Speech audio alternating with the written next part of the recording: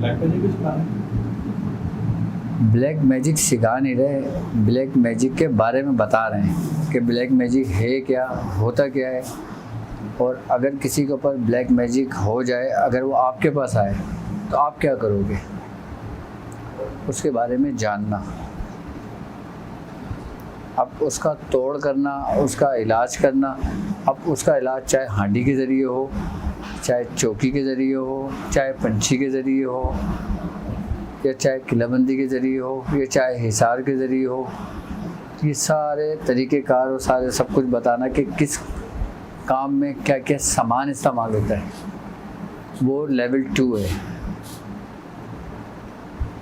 वो लेवल 2 है। Black magic आजकल का इंटरनेट पे बहुत ज़्यादा चल रहा है ना, वो अमेरिका टाइप का है, वो एज़टेक जो होता है ना, उनका मटेरियल बहुत ज़्यादा है, और कुछ लोग जो इसमें ट्राई भी करते हैं। हाँ हाँ, पढ़ाई हर इसमें लोग करते हैं ये लोग।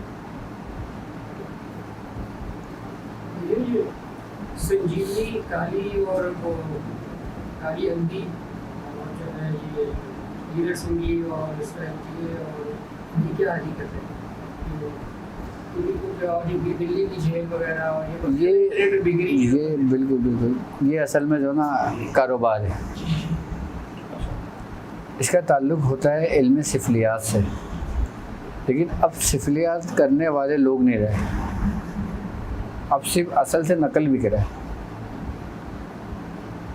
वरना इन तमाम चीज़ों का बाकायदा तौर पर इस्तेमाल होता था, इस्तेमाल होता है, बल्कि बाकायदा जादू में होता है, बल्कि हमारी रूहानियत की दुनिया में होता है।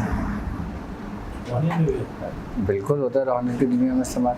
अब जैसे मुश्क हो गई, अंबर हो गई, ज़ाफ़रान हो गई, मुकशिर अलजा हो गया, जुनबैद सतर हो गया, संदल हो गई, जाल मक्शर हो गई, ये तमाम चीज़ें रूहानियत में इस्तेमाल होती हैं। असल में इन चीज़ों का रूहानियत में इस्तेमाल क्यों किया जाता है पता है आपको? इन चीज़ों का रूहानियत के अंदर इस्तेमाल इसलिए किया जाता है कि हर बंदा अपने पढ़ाई के मातेहत काम करता है। अब मिसाल के तौर पे ये सूरह कुरैश के आमिल हैं, ठीक है। अब ये जो भी काम करेंगे ना अपना सूरह कुरैश के ज़रिए करेंगे, क्योंकि ये सूरह कुरैश में इतना पुख्ता हो गए, इतना पक्का हो गए, इतना कामिल, इतने मुकम्मल हो गए कि इनको किसी दूसरे अमल की ज़रूरत नहीं है। अगर ये दूसरे अमल के पीछे जाएंगे तो ये अपना वक्त ज़ाया करेंगे, अपना वक्त ज़ाया करेंगे। अच्छा, इन चीज़ों का इस्तेमाल ऐसा होता है कि अब जैसे सूरह कुरैश है, अच्छा सूरह कुरैश के बखुरात में जो चीज़ें इस्तेमाल होती हैं वो बिल्कुल डिफरेंट होती हैं। अब कोई बंदा सूरह इखलास करता है तो उसमें जो इस्तेमाल की भी चीज़ होती हैं वो बिल्कुल अलग होती हैं।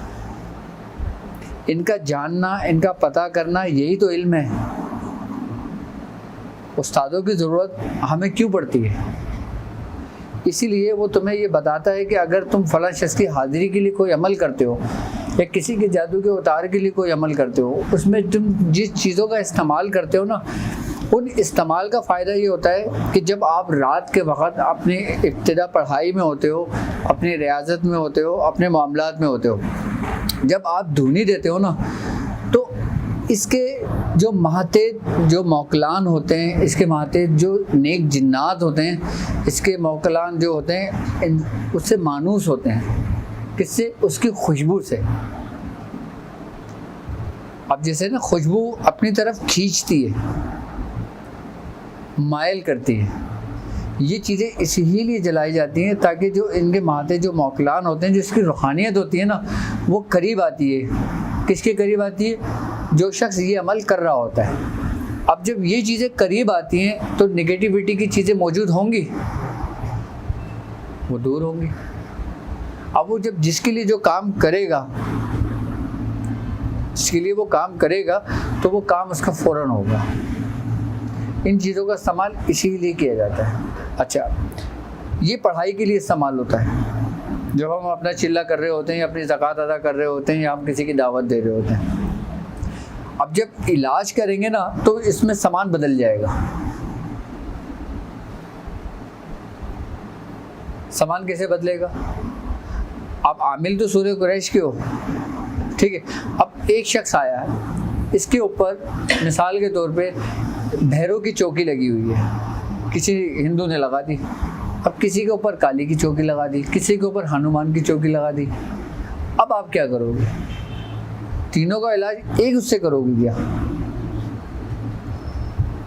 सबसे पहले आप उससे डायग्नोज करोगे कि इसको मर्ज है क्या। आपने मर्ज तक पहुंच गए, ठीक है। इसके बाद आप ये देखना है कि आप किसी मर्द का कर रहे हो या औरत का कर रहे हो। मर्द का कर रहे हो तो आपको क्या सामान इस्तेमाल होगा, औरत का कर रहे हो तो उसमें क्या सामान इस्तेमाल होगा। अब लोगों को यही नहीं पता, जब वो उतार कर रहे होते हैं तो लकीर के फ़कीर होते हैं जो उनको बता दिए भाई वही सामान सब में इस्तेमाल हो रहा है, औरतों में भी, मर्दों में भी, बच्चों में भी, बूढ़ों में भी, सब में इस्तेमाल हो रहा है। जबकि लेडीज़ का अगर उतारा किया जाता है तो उसका सामान थोड़ा चेंज होता है, जेंट्स का किया जाता है तो उसका सामान थोड़ा चेंज होता है। इसका तरीक़ेकार मुख्तलिफ होता है, इसका तरीक़ेकार मुख्तलिफ होता है। अच्छा, एक होता है बाकायदा तौर पर अमलियात जिसके ऊपर हुए चौकी, उसको दूसरी चौकी पे उतारना और फिर ख़त्म करके किलाबंदी करना, ये इसकी इंतहाई होती है। अच्छा, ये उसी वक्त मुमकिन है कि जब आप सूरह कुरैश के अमल में पुख्ता हो जाओ, पुख्तगी आ जाए आपके अपने अमल में। जब आपके अपने अमल में पुख्तगी आ जाएगी ना, फिर आपसे अगर कोई लर्जिश भी होती है ना, तो फिर रूहानियत जो है ना वो इसके आपको प्रोटेक्ट करती है, आपको अपने हिसार में ले लेती है। आपको कोई नुकसान नहीं पहुंचता, ना आपके बच्चे को कोई नुकसान पहुंचता है।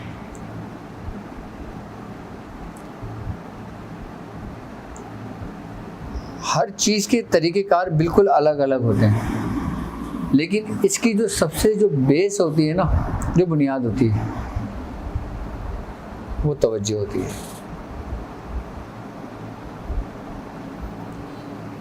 बड़े बूढ़े कहते हैं ना कि आप अपने मामलात से कभी गाफिल ना होना, चाहे आप हॉस्पिटल के किसी बेड पे क्यों ना लेटे हुए हो, चाहे आपकी आखिरी सांस क्यों ना चल रही हो, आप अपने काम से गाफिल ना होना। क्योंकि इंसान के ऊपर एक वक्त ऐसा भी आता है बीमारी की शिद्दत से कि उसकी ज़ुबान काम नहीं करती, उससे पढ़ा नहीं जाता। नॉर्मल इंसान को बुखार चढ़ जाए तो उससे नहीं पढ़ा जाता। अब ज़ुबान नहीं पढ़ ली, आपकी जो बातनी जो कुव्वत है, आपके अंदर का जो सिस्टम है वो तो काम कर रहा है ना, उस पर कोई असर अंदाज नहीं होता है उस सिस्टम के ऊपर। क्यों बुजुर्ग फरमाते हैं कि अपने अंदरूनी सिस्टम को कायम करो, अपने अंदरूनी सिस्टम को स्ट्रॉन्ग करो। जब तुम्हारे अंदरूनी सिस्टम स्ट्रॉन्ग होंगे ना, अगर तुम्हारा पूरा जिस्म भी मफलूज हो जाता है क्या, तो तुम अपने अंदरूनी सिस्टम के जरिए अपने पूरे जिस्म को आप हील कर सकते हो बगैर किसी मेडिसिन से। ऐसे वाक़यात हमें कई मिलते हैं।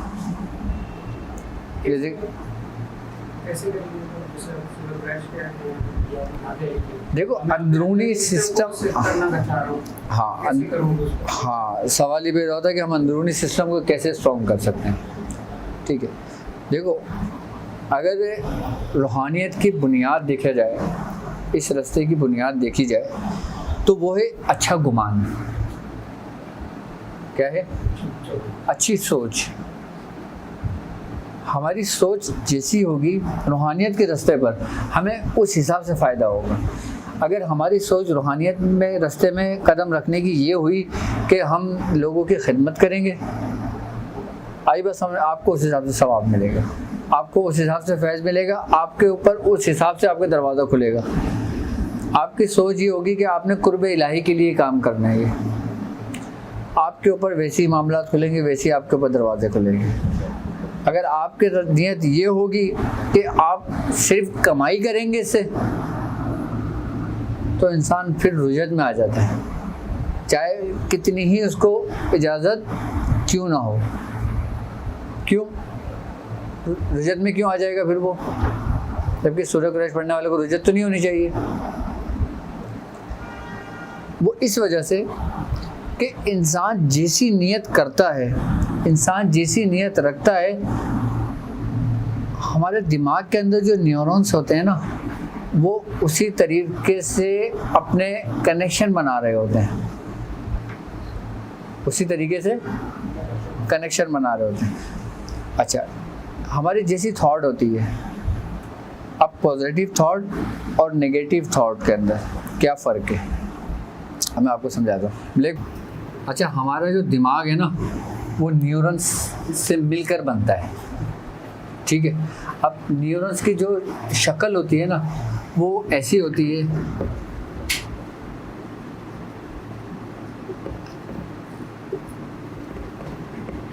तुमने नूडल्स या चाउमीन खाई है, प्लेट देखी है उसकी। अब चाउमीन की प्लेट्स के अंदर जिस तरीके से वो पड़े हुए होते हैं नूडल्स जो होते हैं, उनकी शक्ल कैसी होती है, सारे एक दूसरे से कहीं ना कहीं कनेक्शन से मिले हुए होते हैं, बिल्कुल ऐसे होता है। अब जैसे अब मिसाल के तौर पे मैंने कहा कि हमारी रूहानियत की इब्तिदा हमारी अच्छी सोच से होती है, हमारे अच्छे गुमान से होती है। हमने सोच की, हमारे न्यूरल कनेक्शन कैसे बनते हैं, अब ये इससे मिला, ये इससे मिला, ये इससे मिला, ये इससे मिला, ये इससे मिला, ये इससे मिला। अब ये जो आपस में कनेक्शन बन रहा है ना, ये पैटर्न बन रहा है किस चीज़ का, उस पॉजिटिव थॉट का जो तुमने सोच के अपने दिमाग को पैगाम दिया, यानी कि मैं ये काम कर सकता हूँ, यानी कि मैं रूहानियत हासिल कर सकता हूँ। आपने ये दिमाग को अपने पैगाम दे दिया, अब दिमाग ने उसके पैटर्न बना दिया, उस न्यूरॉन्स कनेक्शन के जरिए क्या बन गया, पैटर्न बन गया। अच्छा, पैटर्न क्या होता है, एक कोड होता है। अब जैसे मोबाइल है, मोबाइल के अंदर पैटर्न लगा होता है, अब तुम गलत पैटर्न लगाते हो, मोबाइल तुम्हारा नहीं खुलता। अब कोई सॉफ्टवेयर है, अब सॉफ्टवेयर में तुम पैटर्न में कोई कोड लगा दो और तुम भूल जाओ, क्या करोगे, उसको नहीं खुलेगा। लेकिन तुम वो पैटर्न उसी तरीके से लगाओगे तो वो खुल जाएगा। अब हमने पॉजिटिव थॉट रखी, हमने अच्छा सोचा, हमने अपनी पढ़ाई की इब्तिदा करी, रूहानियत की इब्तिदा की, हमारे दिमाग ने उस कनेक्शन बनाए, कनेक्शन बनाने के बाद वो एक पैटर्न की सूरत इख्तियार कर गया। अच्छा, अब हमारे दिमाग के अंदर ये महफूज हो गया, ठीक है। अब इसको हम मज़ीद स्ट्रॉन्ग कैसे कर सकते हैं। अब मिसाल के तौर पे अब हमने ये पैगाम दिया कि यार अब मैं ये काम कर सकता हूँ, मैं इस चीज़ को हाजिर कर रहा हूँ, मैं जिन्नात को हाजिर कर रहा हूँ कि मुझे कोई नुकसान नहीं पहुँचाएगा। अब वो कितने ख़तरनाक क्यों ना हो, कितना ही ख़तरनाक क्यों ना हो, आपको कोई नुकसान नहीं पहुँचेगा। अच्छा, एक जब आप पढ़ाई में होते हो, अपनी इबादत में होते हो, आपका ये गुमान होता है, ये ख्याल होता है कि मैं इजाज़त से कर रहा हूँ, मेरे ऊपर सिलसिले की नज़र है, मेरे ऊपर मेरे मुर्शिद की तवज्जो है, ये आपकी सोच होती है। अच्छा, आपकी सोच हुई मेरे ऊपर मेरे मुर्शिद की तवज्जो है, मुझे कोई नुकसान नहीं होगा। अच्छा, अब मुर्शिद की तवज्जो क्या काम करती है, मुर्शिद की तवज्जो ये काम करती है, हमारे अंदर न्यूरॉन्स इस तरीके से बनते हैं कनेक्शन, और न्यूरॉन्स की जो असल शक्ल होती है ना वो ऐसे होती है।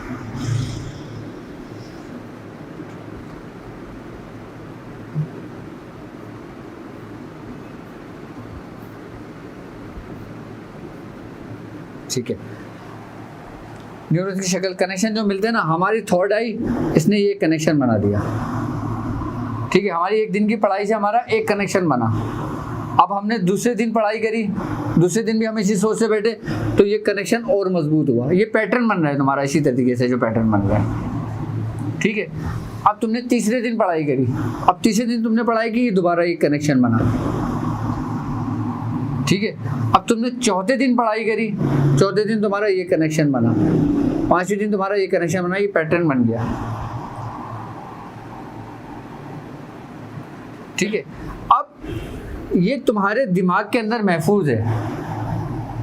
अब शेख की तवज्जो क्या काम करती है, शेख की तवज्जो ये काम करती है कि इसको जो ना बिल्कुल एक नेट के जरिए ना, एक ये वो शेख की रेस होती है, यानी कि शेख की रूहानी कुव्वत होती है, वो शेख की तवज्जो होती है, जो तुम पढ़ रहे होते हो ना, उसकी रूहानियत होती है। वो ये रेस की सूरत में तुम्हारे सबसे पहले तुम्हारे जो नियत होती है, तुम्हारे जो न्यूरॉन्स कनेक्शन होते हैं ना, वो उसको एक जाल की सूरत में बन देती है। जैसे लाइक तुमने वो देखा होगा तार, अब तार बीच में से अगर छिल जाता है तो अंदर से वो पीतल का तार है, तांबे का तार नज़र आने लगता है, जिसको छूने से करंट लगता है। आप क्या करते हो, उसके ऊपर टेपिंग कर देते हो, ठीक है, उसको बाउंड कर देते हो उसको, और जो इस हिसाब से टैपिंग कर देते हो वो मजबूत हो जाता है। अच्छा, उससे करंट भी नहीं लगता और कनेक्शन जुड़ जाते हैं। ठीक है, जो शेक की जो कुव्वत होती है ना, वो इस तरतीब और इस तरीके से इसको पूरा कर देती है। अच्छा, अगर हम मेडिकल साइंस में देखते हैं, साइंटिफिक रीजन में देखते हैं ना, तो इस कनेक्शन को वो लोग कहते हैं पेरी न्यूरल नेट। क्या कहते हैं? Perineural net. ये मेडिकल कहती है।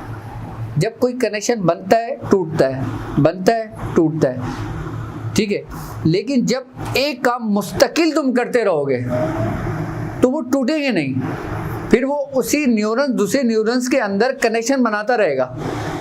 अब जब वो तुम मुस्तकिल एक काम कर रहे हो, मुस्तकिल पढ़ाई कर रहे हो, मुस्तकिल 40 दिन की कर रहे हो, तो सारे एक जगह जमा हो गए, एक पावर्स बन गई। अब शेख की कुव्वत ने क्या करा, उसको पूरे जाल बुनकर उसको पूरा एक पैटर्न को महफूज कर दिया तुम्हारे दिमाग में। हमारे दिमाग में सब महफूज हो गया, पूरा पैटर्न महफूज हो गया हमारे दिमाग के अंदर। अब इसको अगर मेडिकल रो में देखेंगे तो क्या कहते हैं? अच्छा, मेडिकल साइंस ये कहती है कि ये हमारे अंदर जो ना विटामिन डी से बनता है। हमारे अंदर विटामिन डी जो होता है ना, उसके जरिए ये नेट बनता है, ये मेडिकल कहती है। और रूहानियत क्या कहती है? आपके शेख की तवज्जो से बनता है। मेडिकल कहती है विटामिन डी से बनता है, और रूहानियत कहती है आपकी शेख की तवज्जो से बनता है। अब शेख का तसव्वुर, शेख की तवज्जो इसी नेट के जरिए जो महफूज हो गया ना, अब ये आपके मरते दम तक नहीं निकलता। हाँ, पढ़ने के बाद ये जो काम हो रहा है ये बॉडी में हो रहा है, बॉडी में हो रहा है, दिमाग में हो रहा है आपके। ठीक, पढ़ने के बाद तो हम अलग हो रहे हैं, ठीक है, वो अलग हो गए, ठीक है। फिर इसका रूह से क्या कनेक्शन है? देखो, ये है इब्तिदा। अभी मैं कहाँ पर हूँ? रूहानियत की, मैंने कहा ना रूहानियत की इब्तिदा है। रूहानियत की इब्तिदा में आपका सबसे पहले ये पेरी न्यूरल नेट जो है ना, ये बनेगा, ये स्ट्रॉन्ग होगा। अब जब ये स्ट्रॉन्ग होगा ना, तो हमारे दिमाग में एक तहरीक पैदा होगी, यानी हमें अच्छे अच्छे ख्वाब आने शुरू होंगे, हमें किसी ख्वाब बुजुर्ग की ज़ियारत होगी। अब जैसे तुम दुरूद शरीफ पढ़ते हो, तुम कभी ये देखते हो कि मैं किसी बाज़ार पे हूँ, कभी देखते हो मैं रोज़ा रसूल पर हूँ, कभी तुम देखते हो मैं मस्जिद में हूँ, कभी तुम देखते हो मैं अपने बुजुर्ग से मिला हूँ, अपने शेख से मिला हूँ। ऐसा होता है ना। इसका मतलब ये होता है कि अगर ख्वाब के अंदर हमें अच्छे ख्वाब आने लगे, तो हमारे जो कनेक्शन है ना, ये बिल्कुल अपने तरीके से बिल्कुल मजबूत हुए हैं। अच्छा, जब हमारे अंदर एक तहरीक पैदा होती है, तो वही जो तहरीक होती है ना, वो हमारे अंदर क़ुव्वत इरादी को बेदार करती है।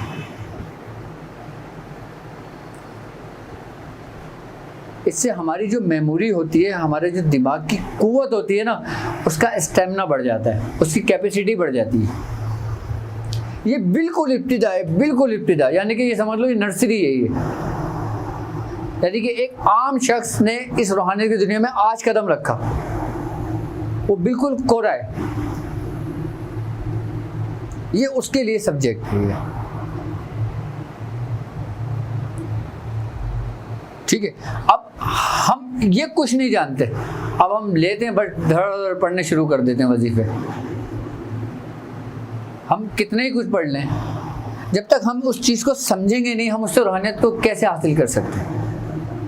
अब इसमें आज़म है, ठीक है, इसमें आज़म के बारे में हदीसों में हमें मिलता है कि जैसे या ज़ुल जलाल वल इकराम, हदीसों में कि इसमें आज़म है। अब जैसे है कि आयतुल कुर्सी में इसमें आज़म है, आयतुल कुर्सी पढ़ा करो। अब इसमें आज़म हम कहते हैं उस इस्म को कि जिसको पढ़ने से इंसान मकबूल बारगाह हो जाता है। ऐसे ही है ना कि वो जो चाहता है वो हो जाता है, ये इसमें आज़म है। लेकिन आयतुल कुर्सी किसको याद नहीं है? ठीक है, तो आप मकबूल बारगाह क्यों नहीं हुए? आपके काम क्यों नहीं हुए? क्योंकि बेशक सरकार दो आलम ने जो फरमाया वो हक है, इसमें आज़म है, लेकिन हम इसकी रूहानियत के करीब नहीं जा रहे। हम इसकी रूहानियत के करीब नहीं जा रहे, हम इससे बहुत दूर हैं। वो अपनी जगह है, हमें इससे फ़ायदा नहीं हो रहा। हमें इससे फ़ायदा क्यों नहीं हो रहा? क्या हम में कोई कमी है?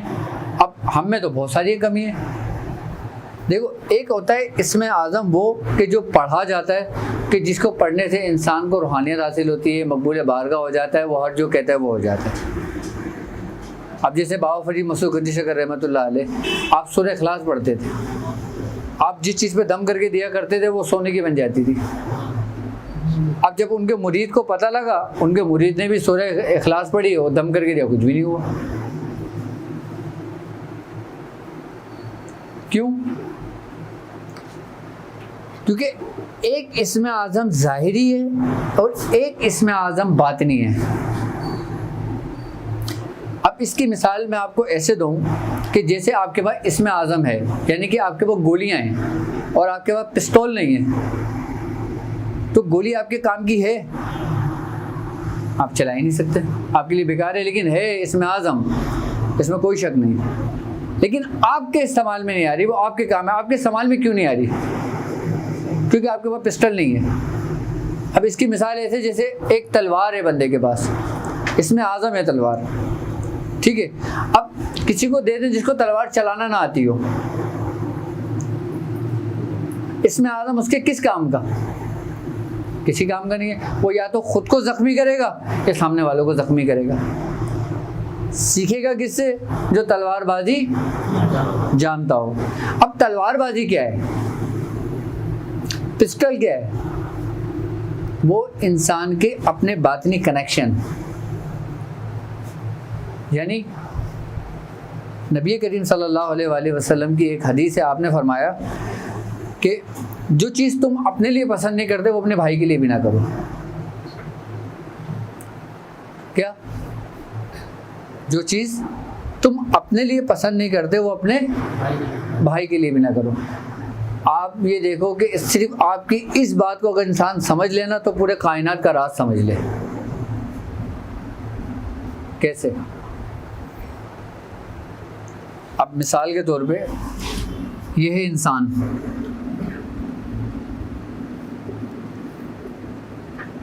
ठीक है,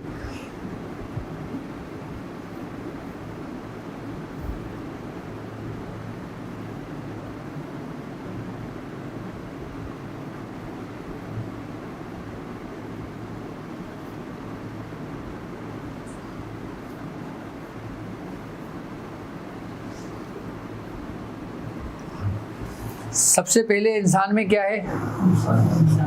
इंसानियत। और इंसानियत आप में किस वक्त आएगी? जब आप सरकार दो आलम की इस हदीस को फॉलो करेंगे कि जो चीज़ तुम अपने लिए पसंद नहीं करते वो यकीनन आपके हर बात का जवाब मिल गया आपको। अब आप अपने लिए क्या पसंद करते हो?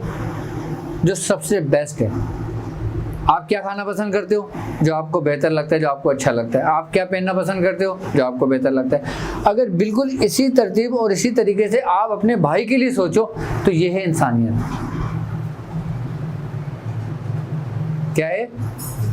ये है इंसानियत, ठीक है। अच्छा, इसका ताल्लुक किससे? इसका ताल्लुक इंसानी जिस्म से जो ना वो है अना से, यानी अना ही है ना, यानी अना एक हिजाब है। इसका ताल्लुक किससे है? आपके नफ्स से इसका ताल्लुक। और रूहानियत के अंदर जब आपने दाखिल हुए, आपने नियत की, आपके अंदर ये कनेक्शन बने। समझना मेरी बात, मैं बिल्कुल इब्तिदान से समझा रहा हूँ। आपने नियत करी, अच्छा गुमान किया, आपके अंदर न्यूरल कनेक्शन बने, पीरी न्यूरल नेट बना, आई बस समझ में, ये आपके अंदर महफूज हो गया। अब इसके बाद का नेक्स्ट स्टेप क्या होगा? आप उस हदीस को फॉलो करेंगे कि जो चीज़ तुम अपने लिए पसंद नहीं करते वो तुम अपने भाई के लिए पसंद नहीं करोगे। यानी कि अगर रूहानियत की दुनिया में देखा जाए, प्रैक्टिकल लाइफ के अंदर, तो हमें सबसे पहले तज़किया नफ्स करने का हुक्म दिया जाता है। अब तज़किया नफ्स के अंदर क्या आ जाता है कि हमारे अपने अंदर की सारी ख्वाहिशात, चाहे वो दुनियावी हो, चाहे वो दीनी हो, चाहे वो रूहानियत की हो, चाहे वो रूहानियत को पाने के लिए हो, चाहे वो रूहानियत के पाने के बाद हो, ये सारी ख्वाहिशात हैं। इसका ताल्लुक किससे है? हमारे नफ्स से, ठीक है। अब नफ्स से अगर है तो आपने उस हदीस को फॉलो किया, आप बिल्कुल सिराते मुस्तकीम पे चढ़ गए। आप किस पे चले गए? सिराते मुस्तकीम पे चले गए। यानी कि आपने एक दर्जा कंप्लीट कर लिया। जब आप एक दर्जा कंप्लीट कर लिया आपने, उसके बाद आपका ताल्लुक किससे होगा? इंसानियत के कल्ब, यानी उनसियत। उनसियत किसे कहते हैं? मोहब्बत। अच्छा, मोहब्बत की इब्तिदा क्या है? मोहब्बत का दावा तो हर शख्स करेगा, लेकिन इब्तिदा क्या है मोहब्बत? मोहब्बत है क्या बेसिकली? मोहब्बत बेसिकली है आजिज़ी, इनकिसारी, यानी आपका अच्छा इखलाक। अब हम दूसरी हदीस को फॉलो करते हैं कि सरकार दो आलम सल्लल्लाहु अलैहि वसल्लम का फरमान है कि तुम में सबसे बेहतरीन शख्स वो है जिसका इखलाक सबसे अच्छा है। जिसका इखलाक, आप किसी से अगर मोहब्बत नहीं करते ना, कोई बात नहीं है, लेकिन आप अपना इखलाक अच्छा रखो, आपको मोहब्बत हो जाएगी। आप अपने अंदर आजिज़ी पैदा करो, आपको मोहब्बत हो जाएगी। अब जब मोहब्बत हो जाएगी तो आपका जो कल्ब, मोहब्बत का ताल्लुक किससे? कल्ब से। और जो कल्ब से आपका मोहब्बत का ताल्लुक है, कुल इन कुंतुम तुहिब्बुनल्लाह फत्तबिऊनी युहिब्बुकुमुल्लाह। कुरान कहता है कि अगर तुम अल्लाह की मोहब्बत का दावा करते हो तो पहले मेरे नबी की अताअत करो, उसके अफ़ाल, उसके अक़वाल की पैरवी करो, युहिब्बुकुमुल्लाह, वो फिर तुमसे मोहब्बत करेगा। अब इस नफ्स से अगर हम आते हैं तो इसका ताल्लुक किससे हो गया? शरीयत। सही है, मोहब्बत हो गई। अब जब आपको मोहब्बत हो गई, आपके अंदर आजिज़ी आ गई, अपने आप को मिटा दिया, ख़त्म कर दिया, ठीक है, तो आप किसके तरीके पे चलें? सरकार दो आलम सल्लल्लाहु अलैहि वसल्लम के। और आपके तरीके पे चलने वाले को क्या कहते हैं? तरीक़त की राह। तो ये क्या आ गया? तरीक़त। अब जब आप नबी के रास्ते पे चलोगे, आपने सिर्फ इन दो हदीसों को फॉलो करना है। आपकी पूरी ज़िंदगी भर के लिए दो हदीसें काफ़ी हैं। पहली हदीस, जो चीज़ तुम अपने लिए पसंद नहीं करते तो अपने भाई के लिए भी ना करो, यानी कि जो चीज़ तुम अपने लिए पसंद करते हो वो अपने भाई के लिए करो, ठीक है। दूसरी क्या?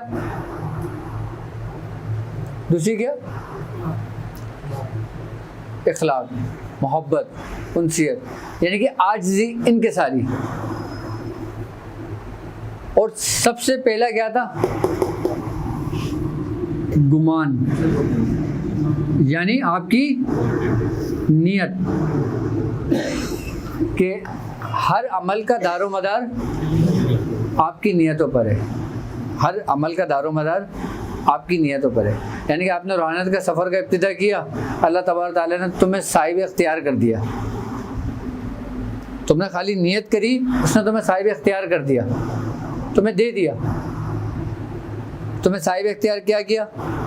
कि तुम दुनिया के लिए करना चाहते हो, दुनिया के लिए करो, आखिरत के लिए करना चाहते हो, आखिरत के लिए करो, अल्लाह के कुर्ब के लिए करना चाहते हो, अल्लाह के कुर्ब के लिए करो, लोगों के इलाज व मालजी के लिए करना चाहते हो, इलाज व मालजी के लिए करो। तो साहिब इख्तियार तो हो गया। अब जब साहिब इख्तियार हो गए, आप फिर यहाँ पर आए, फिर यहाँ से कल्ब पर आए। अब कल्ब से आप रूहानियत पर आएंगे, यानी रूहानियत पे कैसे आएंगे? जब हम शरीयत और तरीक़त पे चल रहे होते हैं ना, तो अल्लाह तबारक ताला हमसे खुश होता है, और फिर जब वो खुश होता है ना, तो उसके सिले में वो हमें इनाम से नवाजता है। वो जो इनाम है, वो जो नेमत है, वो क्या है? क्या है? मार्फत। तो तुम्हें वो मार्फत अदा कर देता है, यानी कि तुम पहचान जाते हो। रूहानियत का असल मफहूम ही क्या है? कि पहचान जाना। अब किसको? या तो अपने आप को, नहीं, रब को तो नहीं पहचान सकते तुम, या तो तुम अपने आप को पहचान गए, अपने शेख को पहचान गए, आई बात समझ में, और उसके बाद हकीकत मोहम्मदी को पहचान गए, और उसके बाद फिर ज़ात इलाही है। वहाँ तक बहुत कम लोग पहुँच पाते हैं, और वहाँ पर जो लोग पहुँचते हैं वहाँ पर, या तो वो किसी की खाल उतरवा देता है जैसे शम्स तबरेज़, किसी को सूली चढ़ा देता है जैसे मंसूर बिन हल्लाज, किसी के सर कलम करवा देता है जैसे सच्चल सरमस्त, किसी पे आरा चलवा देता है जैसे हज़रत ज़िक्री अलैहिस्सलाम।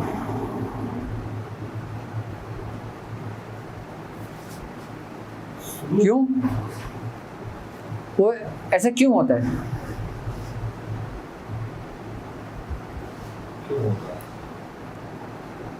ऐसा क्यों होता है?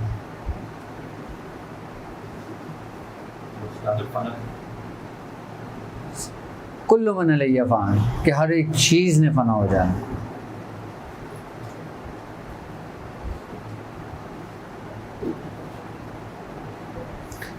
यानी कि हमें थोड़ी सी मार्फत हासिल हो गई, यानी कि रूहानियत हासिल हो गई किस चीज़ की? हमारे अपने अंदरूनी कनेक्शन की। अच्छा, अंदरूनी कनेक्शन हम कैसे कायम कर सकते हैं? हम मुस्तकिल उसी सोच में रहें। अब तुम मुस्तकिल अपनी बीमारी की सोच में रहो, तुम्हारी बीमारी ठीक होगी और बढ़ेगी, और बढ़ेगी, कम नहीं होगी। अगर तुम अपने अंदर कोई बीमारी है और तुम उसको उसके हाल पे छोड़ देते हो, उसको बिल्कुल इग्नोर कर देते हो, चाहे वो मूजी अमराज क्यों ना हो, उसके सेल्स नहीं बढ़ेंगे। क्यों नहीं बढ़ेंगे?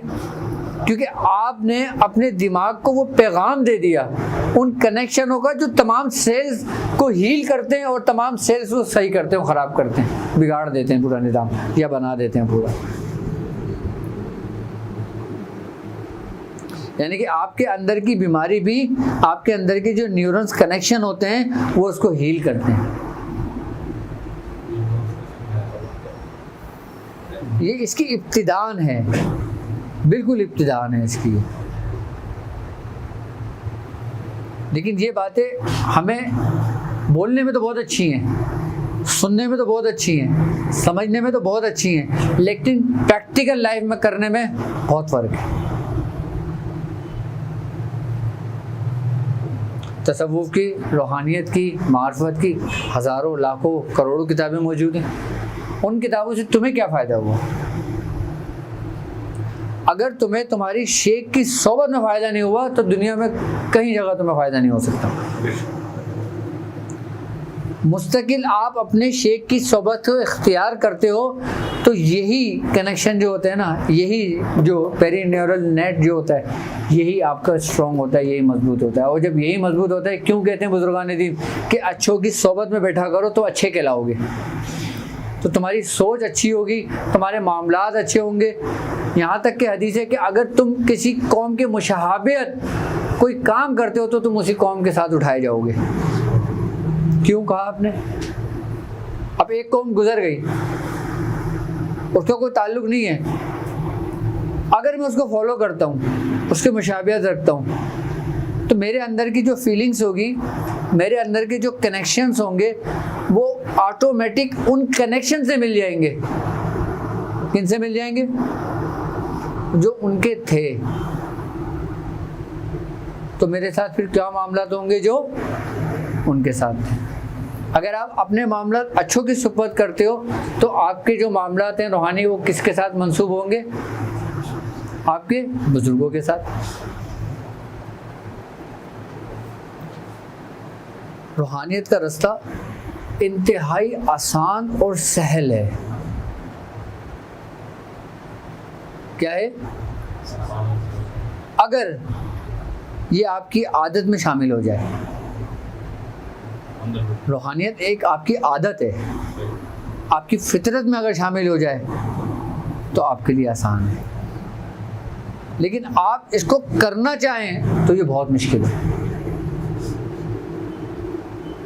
तो ये बहुत मुश्किल है। मिसाल के तौर पे अगर दुनियावी आप कोई कारोबार करते हो, कोई काम करते हो, ठीक है, आप उसको काम समझ के करते हो। एक वक्त ऐसा आता है कि जब आपके टाइम जाने का वक्त होता है, अपनी घड़ी पे नज़र देखते हो कि जब 5 बजे मैं घर जाऊँ, क्योंकि वो आपका काम होता है। अगर यही काम आपका शुगल बन जाए,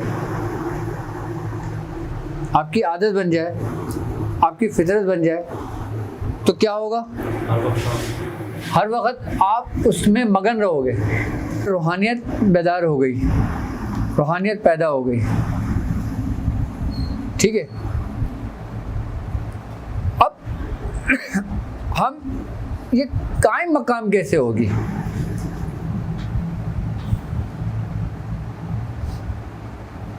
हमने इतनी मेहनत की, हमारी आदत बन गई। चले, हमारी एक आदत है कि हम जो अपने लिए करते हैं वो दूसरों के लिए करते हैं। हर बंदा ये बोलेगा, उसका अखलाक भी अच्छा होगा, मिजाज भी अच्छा होगा, उसमें आजिज़ी भी होगी, उसमें इनकिसारी भी होगी, उसमें मोहब्बत भी होगी,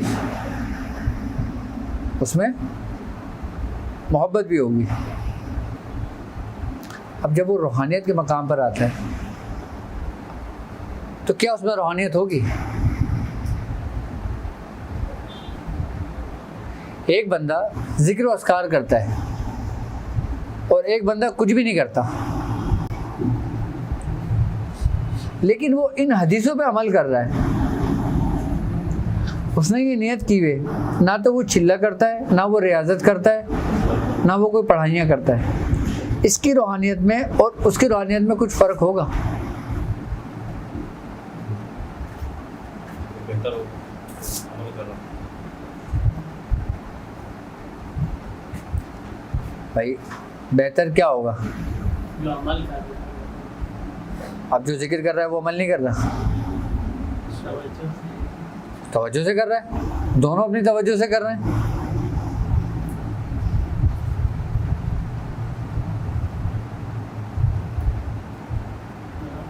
यही वो दो रास्ते हैं जिसके बारे में बुजुर्ग फरमाते हैं कि रियाजत के रास्ते से आओगे या मोहब्बत के रास्ते से आओगे। क्या? रियाजत का रास्ता है, रियाजत के रास्ते से आओगे या मोहब्बत के रास्ते से आओगे? अब चुनना तुमने। लेकिन मुझे एक सवाल कर रहा था ना कि मोहब्बत का इजहार कैसे हो जब आपने अभी मोहब्बत का दावा बातिल है।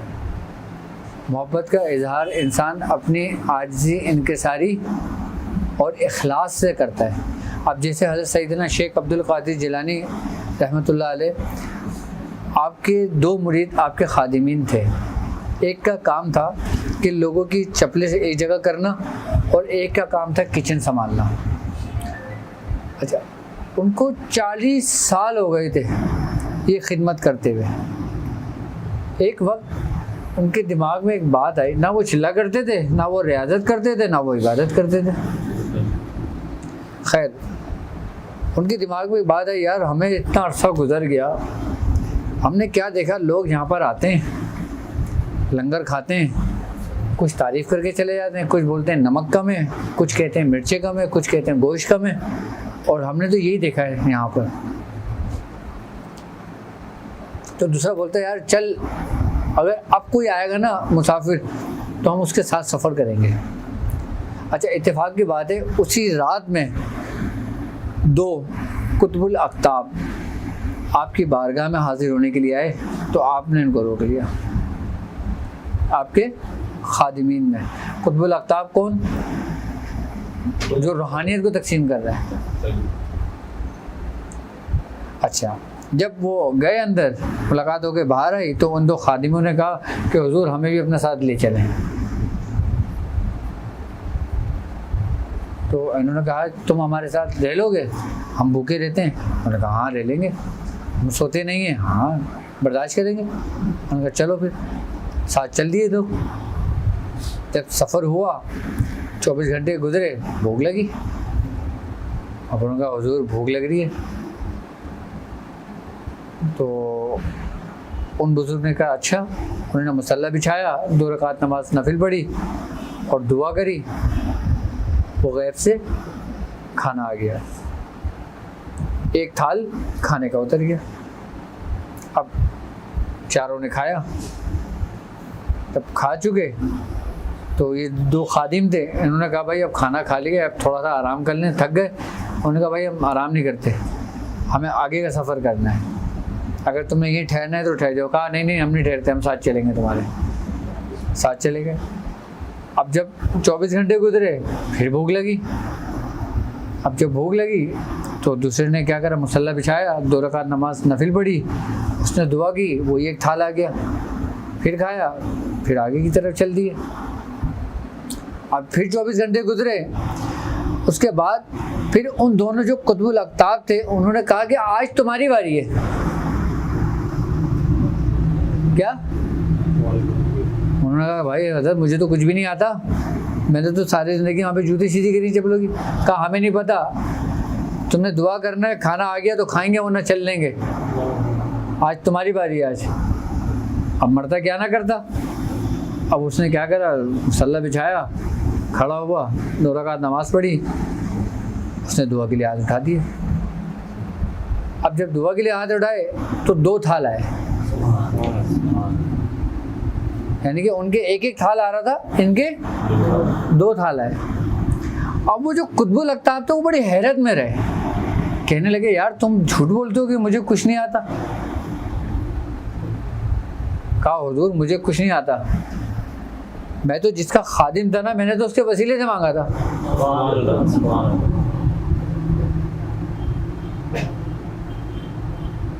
मैं तो, अब ये था मोहब्बत का रास्ता और वो था रियाजत का रास्ता। अब रियाजत कितनी सख्ती कि मिल गया खा लिया, नहीं मिला शुक्र अदा किया। मोहब्बत क्या होती है, भूखा सोने नहीं देती हो, कभी कभी भूखा भी सुलाती है। मोहब्बत तुम्हारे हर नाज उठाती है, अगर तुम बिगड़ भी जाओ तो तुम्हें संवार देती है। लेकिन रियाजत वो तुम्हें आजमाइश में डाल देती है। हमारे मियाँ हुजूर वो हैं कि जो मोहब्बत के रास्ते से गए थे, क्योंकि ख्वाजा मंजूर हुसैन शाह साहब ने कहा था कि मियाँ मोहब्बत के रास्ते से आओगे या रियाजत के रास्ते से आओगे। जबकि उस वक़्त मियाँ हुजूर की ये रियाजत थी कि इशा के वजू से फजर की नमाज़ पढ़ते थे। उनकी ये रियाजत थी तो उन्होंने कहा हुजूर मैं रियाजत के काबिल नहीं हूँ, मेरे लिए आपकी मोहब्बत ही सब कुछ है। यानी कि इतनी रियाजत के बावजूद भी यहाँ पे 3 घंटे की पढ़ाई कर रहे हैं तो आज छोड़ के बैठते हैं कि भाई हम तो पढ़ाई करते हैं, 120 बार हिज़्बुल बहर रोज़ पढ़ते हैं, 120 बार सूरह मुज़म्मिल शरीफ पढ़ते हैं।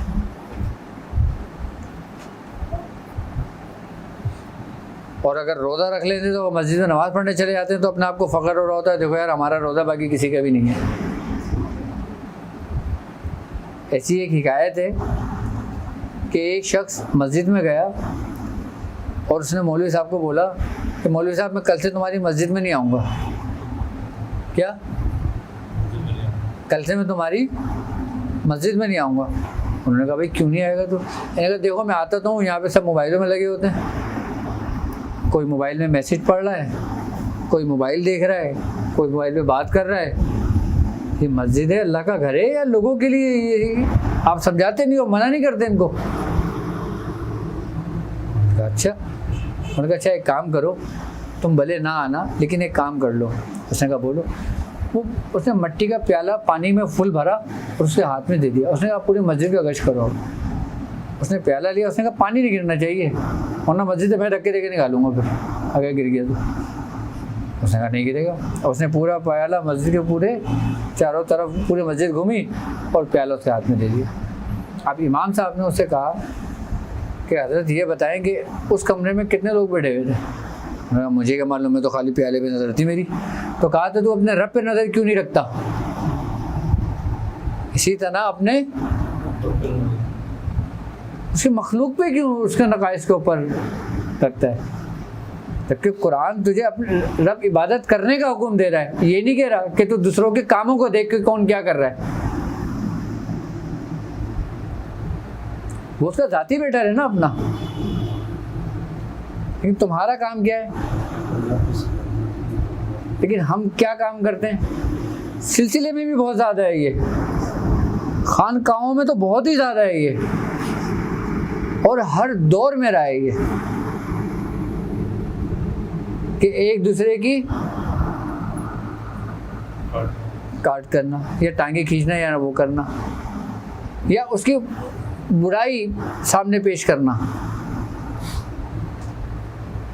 यहाँ तक के ये वाक़या शायद हज़रत अबू बकर शिबली रहमतुल्लाह अलैह का वाक़या है, ये हज़रत जुनैद बगदादी रहमतुल्लाह अलैह का वाक़या है। एक शख्स आया आपके पास, कहने लगा हुजूर फला शख्स चौराहे के ऊपर आपकी बड़ी बुराइयां कर रहा है। क्या कर रहा है? आपकी बुराइयां कर रहा है। आपने कोई बात नहीं कहा, हुजूर उसने ऐसे ऐसे बोला है और उसने आपके मामले में ऐसी ऐसी बातें कही हैं। आपने कहा कोई बात नहीं छोड़ो। उसने कहा हुजूर उसने तो हद ही पार कर दी है। उन बुजुर्ग को गुस्सा आया। उन्होंने कहा अगर उस शख्स ने ये बात कही भी है तो तूने मुझ तक क्यों पहुंचाई? उसने तीर चलाया और तूने तीर लाकर मेरे सीने पे कापा, तो तू भी उसमें बराबर का शरीक हुआ कि तू भी इसमें बराबर का शरीक हुआ। अगर वो कह देता मुझ तक खबर नहीं पहुंचती, ये अल्लाह और उसका मामला था, अल्लाह और उसका मामला था, लेकिन मुझ तक ये तो कासिद बनकर आया। तो रूहानियत की दुनिया में जो ना हमारी छोटी छोटी एक्टिविटी से, हमारी छोटी छोटी मामला से जो ना जिंदगी भर की मेहनतें ज़ाया होती हैं।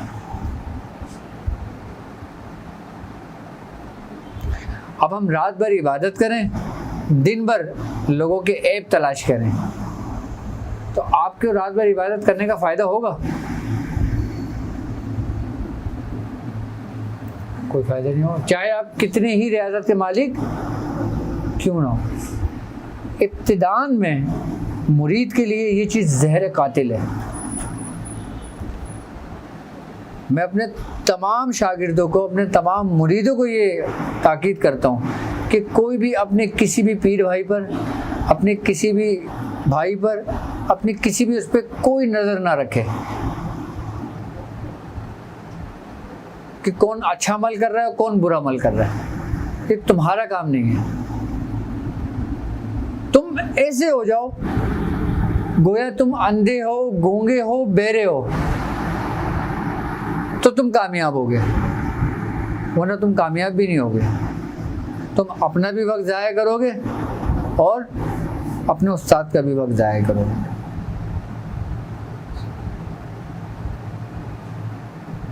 जब तुम सब कुछ अपने पुश पे डाल देते हो ना, जब तुम अपना बर्तन अंदर से खाली कर लेते हो ना, फिर तुम्हारा शेख उस बर्तन में डालता है। हम अंदर के बर्तन को खाली नहीं करते और अपने शेख से शिकवा करते रहते हैं, हुजूर हमें 10 साल हो गए आज हम वहीं के वहीं हैं, हमें 20 साल हो गए आज हम वहीं के वहीं हैं, आज हमें 50 साल हो गए आज हम वहीं के वहीं हैं।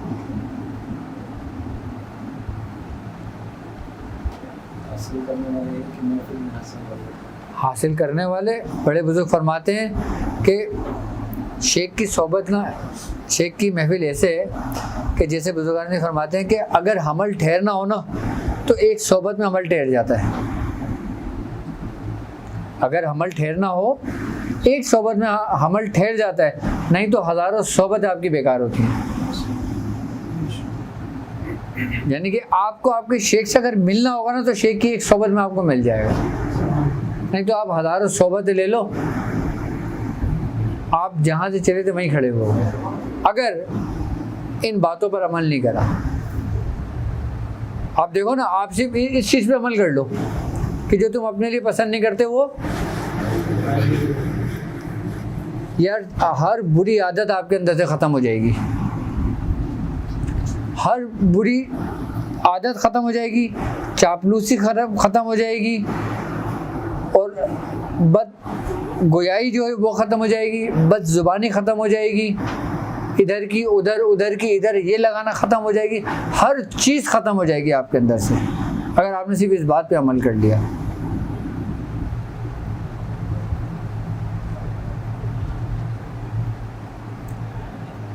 अच्छा, रूहानियत किसी बड़े बड़े ताज में नहीं है, रूहानियत बड़े बड़े जुब्बों में नहीं है, रूहानियत बड़े बड़े महलों में नहीं है, रूहानियत नामों में नहीं है।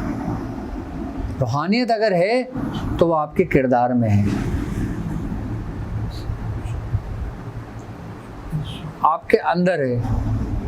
मैं क्यों बारहा इस बात पे जोर देता हूँ कि आप अपने अंदर के खसाइल रज़ीला को ख़त्म कर दें, कि जिस दिन आपके अंदर से खसाइल रज़ीला ख़त्म हो गया, आपके मामलात बिल्कुल सीधे होने शुरू हो गए। और खसाइल रज़ीला को ख़त्म करने के लिए ये 2 हदीसें हमारे लिए काफ़ी हैं, तीसरी किसी हदीस की ज़रूरत नहीं है आपको। आप अपना अखलाक अच्छा कर लो। यार आपको कुछ भी नहीं आता, आप 0/0 हो। अगर आपके अंदर आजिज़ी है, आपके अंदर इनकिसारी है, आपका अखलाक अच्छा है, तो बड़े से बड़ा दुश्मन भी ना, मैं ये बात दावे से कह सकता हूँ, वो घुटने टेकेगा आपके आगे।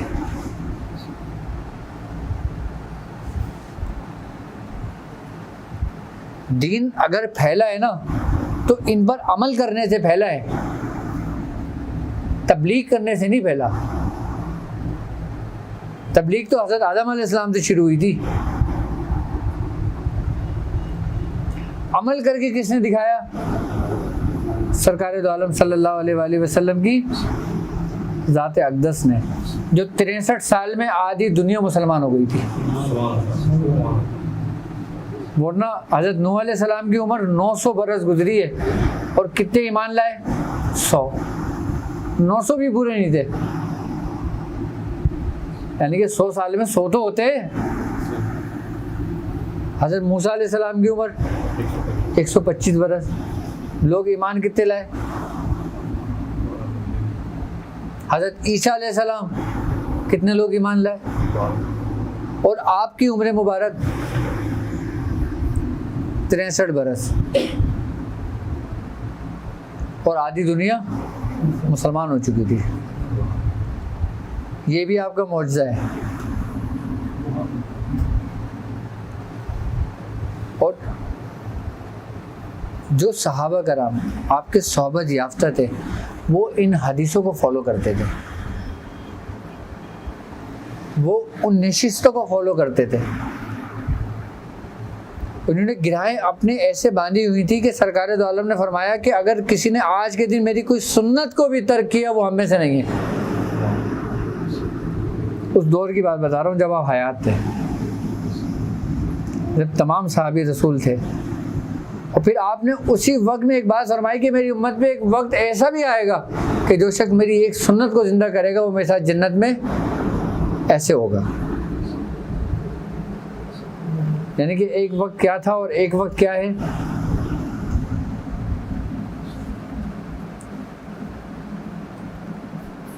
हमने अपना किरदार अच्छा करना है,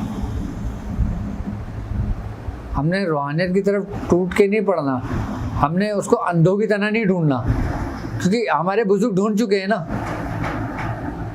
और अगर आप ढूंढोगे तो बेवकूफ़ी करोगे।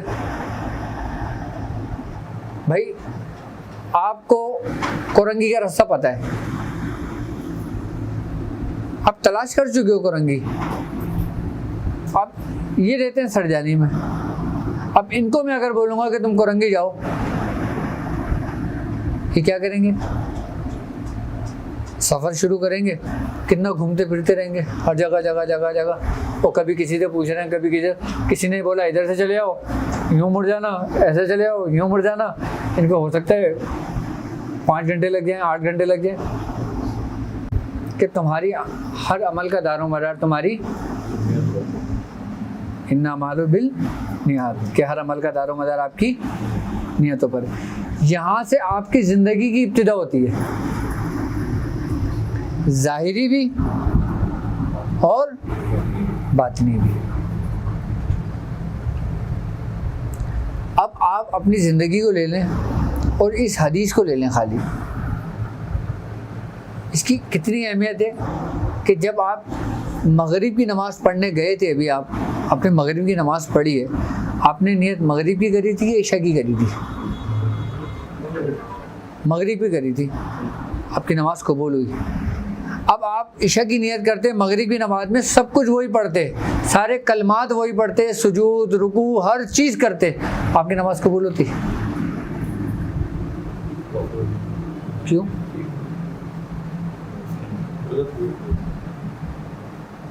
तो नियत का दारो मदार किस कदर है आपके ऊपर। यानी कि आपका फैसला होता है काफिर और मुसलमान का, मोमिन और मुशरिक का, मोमिन और मुनाफिक का। सिर्फ किससे? अच्छा नियत। अब नियत क्या है? नियत इरादे का नाम है। अब इरादा क्या है? इरादा क्या है? इरादा है गुमान। अच्छा, गुमान क्या है?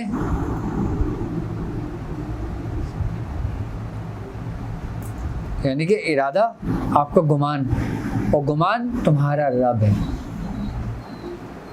हदीस है कि तुम जैसा गुमान करते हो ना, तुम्हारा रब उसको पूरा करने के लिए तुम्हारे करीब आ जाता है। अब ये देखो, जैसी सोच रखोगे, जैसा गुमान रखोगे, जैसी पॉजिटिव थॉट आपकी होगी, आपके साथ आपकी ज़िंदगी में मामला बिल्कुल उसी तरतीब और उसी तरीके से होने शुरू हो जाएंगे। अगर आपकी सोच अच्छी नहीं होगी तो आपकी नेगेटिव थॉट आपकी पॉजिटिव थॉट पर गालिब आ जाएगी, बनेंगे वही पैटर्न। एक बदशक्ल बदनुमा बन रहे हैं जो नेगेटिव है, और एक तरतीब से बन रहे हैं जो पॉजिटिव है। अब जब बन रहे हैं तो वो एक बरकी रेस से आपके जिस्म से निकल रहा है बाकायदा तौर पर, जो अपने असल की जानिब लौट रहे हैं।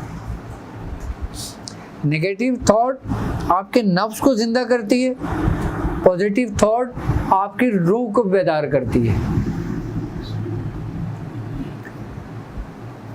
आप अपना तज्जिया कर लें कि आप अपने रब की इबादत करते हैं या अपने फिर नफ्स को पूछते हैं। इब्तिदा कहाँ से? इसी हदीस से, आपकी नियतों से। अब आपकी नियत किसी को धोखा देने की होगी, चाहे आप कितना ही नेक काम क्यों ना कर लो, अंजाम क्या होगा आपका? बुरा।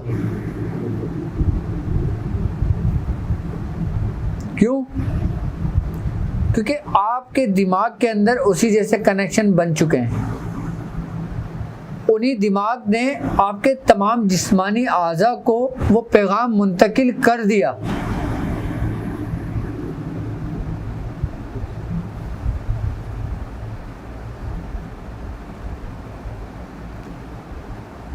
जभी कहते हैं कि पीर क्या लाख अपने मुरीद को बोले कि मैंने इसको निकाल दिया, मैंने इससे रिश्ता ख़त्म कर दिया, मैंने इसको मुरीदी से निकाल दिया, मैंने इसकी हर चीज़ ख़त्म कर दी, वो ख़त्म नहीं होता। मुरीद के दिल में ज़र्रा बराबर भी अपने शेख के लिए बात आ जाए कि शेख ने माज़ल्ला मेरे साथ गलत किया, तो वो मुरीदी तक फारिग हो गया, उसकी हर चीज़ ख़त्म हो गई। अगर मुरीद के दिल में यह ख्याल आ गया, क्यों?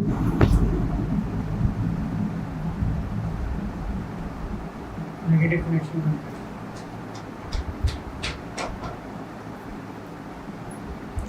यानी कि शेख अगर कहे अपने मुरीद को तो वो नहीं होता खारिज, लेकिन मुरीद के दिल में ज़र्रा बराबर भी ख्याल आ गया अपने शेख के लिए तो वो फारिग हो गया।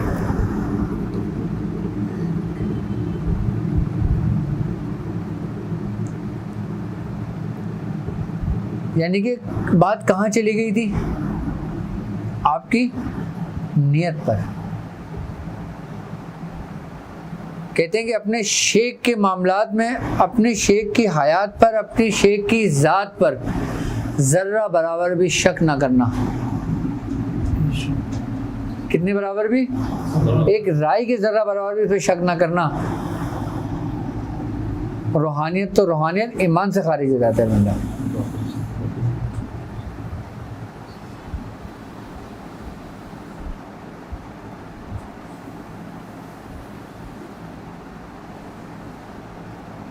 ज़र्रा बराबर भी शक ना करना।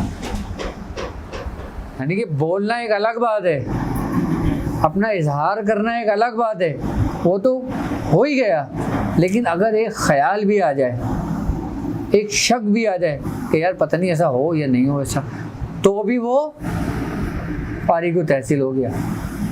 हज़रत अमीर खुसरो रहमतुल्लाह अलैह, आप हज़रत निज़ामुद्दीन औलिया महबूब इलाही हर दिन 100 मरतबा बैत करते थे आपसे। आप इस बात पर डरते थे कि कोई ख्याल अगर मेरे दिमाग से, मेरे दिल से गुजरता है, ऐसा ना हो ना मैं हर चीज़ से फारिग हो जाऊँ, वो फ़ौरन रुजू कर लिया करते थे। जबकि कितनी कमाल की मोहब्बत थी आपकी।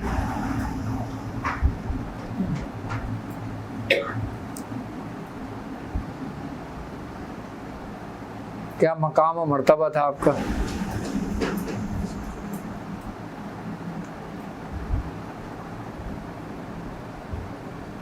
मुरीद, क्या मुरीद अगर झूठा है, मुरीद अगर, तो सच्चे पीर से भी वो कुछ नहीं पाता, और मुरीद अगर सच्चा है ना तो वो झूठे पीर से भी पा लेता है।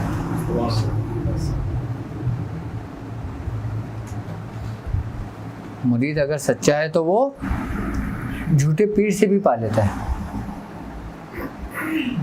तो रूहानियत और हमारे पूरी मार्फत, हकीकत, वैदानियत, सबका जो निज़ाम है, उसकी बुनियाद, उसका साहिब अख्तियार कौन हुआ?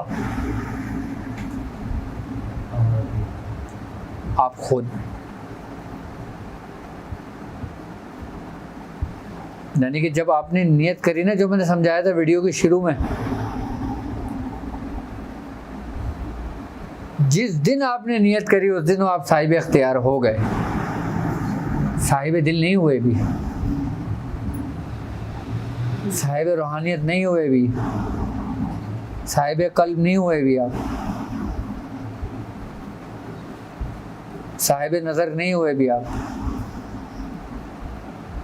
आपको सिर्फ रब ने साहिब अख्तियार कर दिया, आपको इख्तियार दे दिया।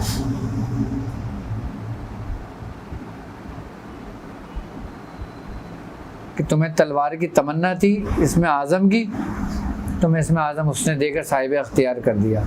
और तुम्हें क्या हुक्म दिया? क्या हुक्म दिया? फत्तबिऊनी युहब्बुकुमुल्लाह, कि पहले मेरे नबी की अताअत करो, उसके अक़वाल अफ़आल की पैरवी करो, वो युहब्बुकुमुल्लाह, वो फिर तुमसे मोहब्बत रखेगा। यानी कि जब तुम वो तलवार किसी ऐसे शख्स के पास जाओगे लेकर कि जो उसको चलाना जानता होगा, तो फिर वो तुम्हें उसको सिखाएगा, उसको चलाना। अब उस चलाने के सिखाने के दरमियान जो उसकी मशक़ें होंगी, जो उसकी रियाजत का वक्त होगा, वो जितना वक्त देगा ना उतना उसको फ़ायदा होगा, उतना जल्दी सीखेगा।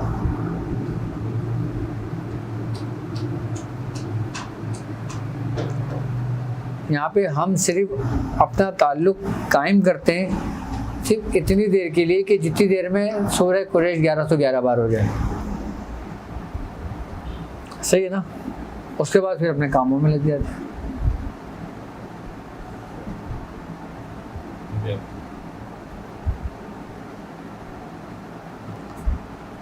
नमाज हम पर फ़र्ज़ है, हम 5 वक्त पाबंदी के साथ हाजिर होते हैं, लेकिन उसके बाद उससे बिल्कुल गाफिल हो जाते हैं।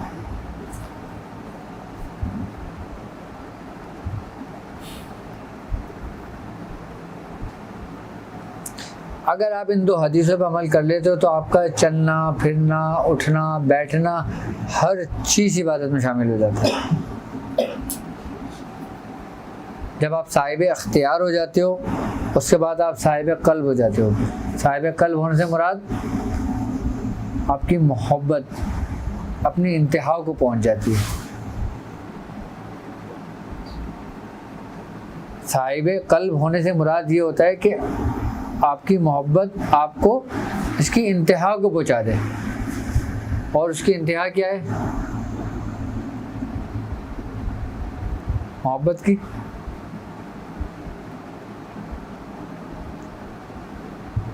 इंतहा ये है कि लेना बदले में तुम्हारे घर खुदाई भी मिले, छोड़ देंगे दो जहां को जब भी तुम फरमाओगे।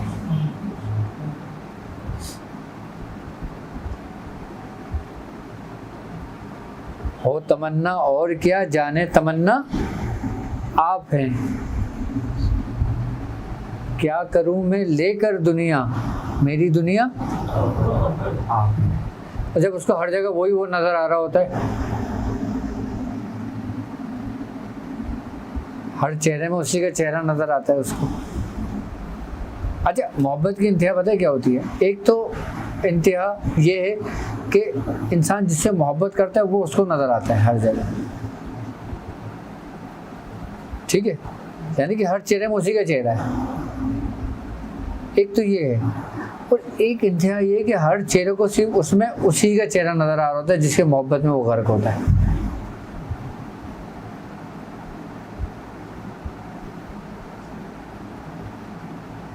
यानी तसव्वुर शेख, जब मोहब्बत अपने कमाल को पहुंचती है ना, तो उसमें उसका मुर्शिद लोगों को नजर आता है।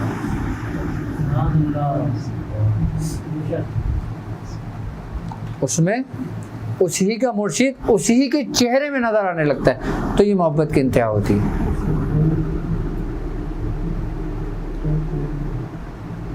इसको कहते हैं कामिल शेख।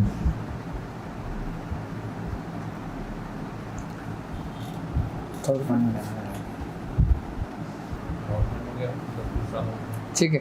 अच्छा, मैट्रिक में कितने सब्जेक्ट है आपको पता होगा, लेकिन उन सब्जेक्ट के अंदर कौन कौन से लेसन से वो आप भूल गए होंगे, लेकिन कोई एक ऐसा लेसन होगा जो आपको याद होगा।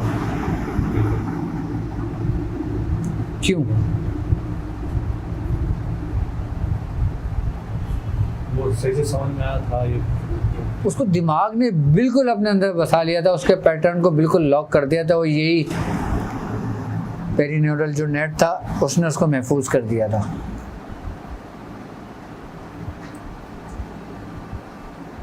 आप ये कहना चाह रहे हैं कि एक चीज़ होती है सोच और एक होती है याददाश्त, ठीक है। जब हम मुसलसल पढ़ते हैं तो सोच जो है वो याददाश्त की शक्ल अख्तियार कर लेती है और उसका कनेक्शन नहीं,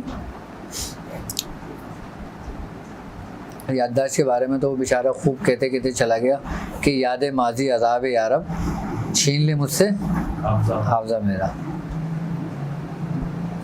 हमारा माजी हो, हमारा हाल हो, हमारा मुस्तकबिल हो, सब कुछ हमारे उम्मुल दिमाग के अंदर महफूज है। अल्लाह तबारक तआला कुरान में कहता है ना कि हमने हर चीज़ रिकॉर्ड कर ली है, एक महफूज किताब के अंदर लिख लिए।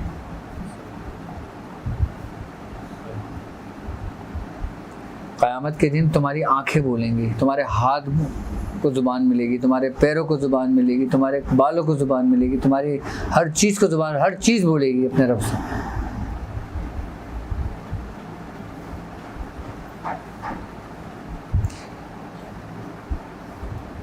इंसान को ना आप नहीं पहचान सकते,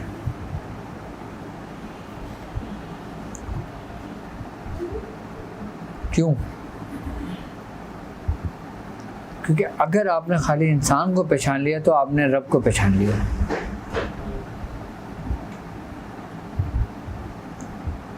कि जिसने पहचाना अपने नफ्स को, उसने पहचाना अपने रब को। अब अपने नफ्स को पहचानने से क्या मुराद है?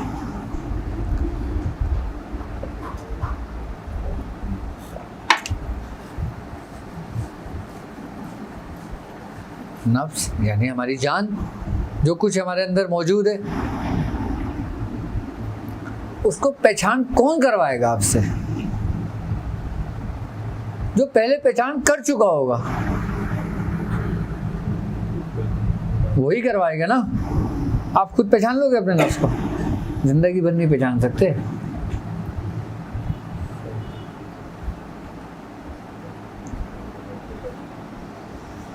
नहीं पहचान सकते आप अपने नफ्स को।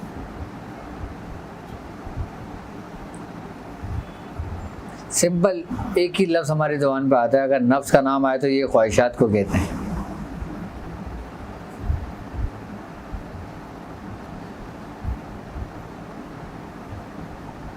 जब हमने अपने नफ्स को अपनी ख्वाहिशात का नाम दिया, ठीक है, चाहे वो अच्छी हो चाहे वो बुरी हो। अच्छा, हम बुरी को भी अच्छा कर सकते हैं और अच्छे को भी बुरा कर सकते हैं, क्योंकि आप साहिब इख्तियार हैं।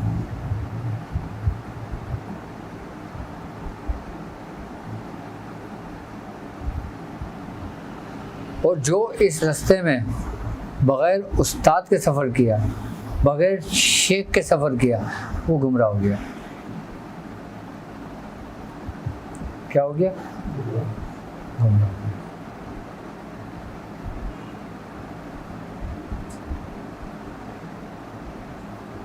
क्योंकि अगर आपको रब की तलाश हो तो आप उसके दोस्तों के साथ सफ़र करो तो आप रब को पा लोगे।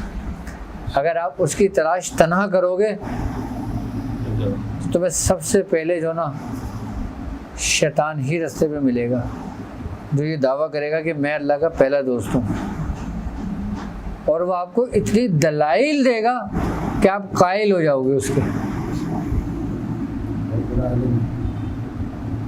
वो आपको इतने दलीलें देगा कि आप उसके जहाँ आप कायल हो वहीं घूम रहे होगे।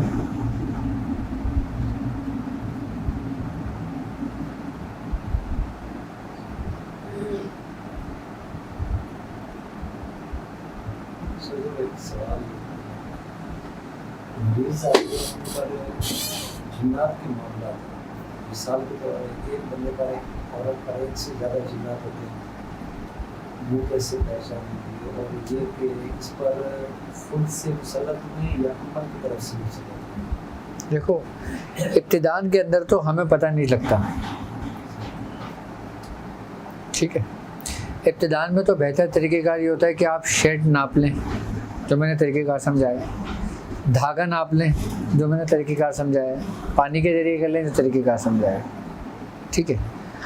जो आपका सफ़र बढ़ता रहता है और जो आप इस निशिस को समझते रहते हो जो हमारे यहाँ होती है, जैसे मैंने सारी ट्रांसमिशन बताई, पूरी प्लानिंग बताई कि हमारे किस किस तरीके से क्या क्या हमारे अंदर तग़य्युरात का सिलसिला चल रहा होता है, ठीक है।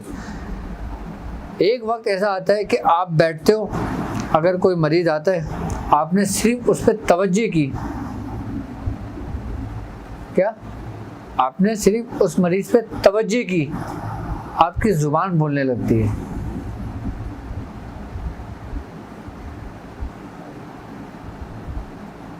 ज़ुबान कैसे बोलेगी? कि आपकी जो पॉजिटिव रेस होगी और जो उस मरीज़ की रेस होगी, वो आपस में कनेक्शन कायम करेंगे। जब वो कनेक्शन कायम होगा तो सारी मालूमात आपको होने लगेगी। लेकिन ये एक तवील सफ़र करने के बाद जाके होता है, ये एकदम नहीं होता है कुछ भी।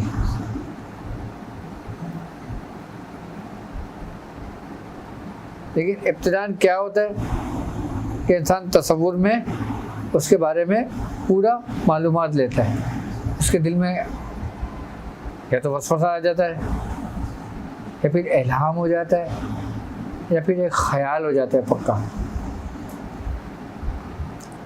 सच हक वही होगा कि जिस पे तुम्हारा दिल मुतमईन होगा।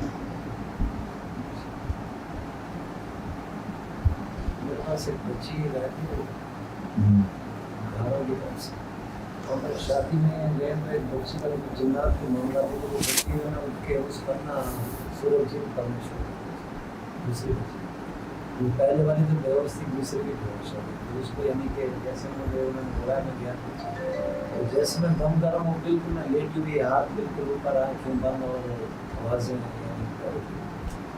2-4 मिनट बाद मैंने उस बच्ची के बाप से बोला कि आप इससे पूछें कि इनको नज़र क्या है। मैंने बहुत बेहोश है, मैंने उसको आप थपटाएँ, उसके बाद में आप बताएँ। उसने बोले जैसे ही अंकल दम करा थे, वो सामने बैठा हुआ था यहाँ पर एक नीले कपड़ों में शख्स। मुझे कहा था कि ये जो नक्श है सूरह कुरैश वाला आपको देखेगा वो नहीं पहनना,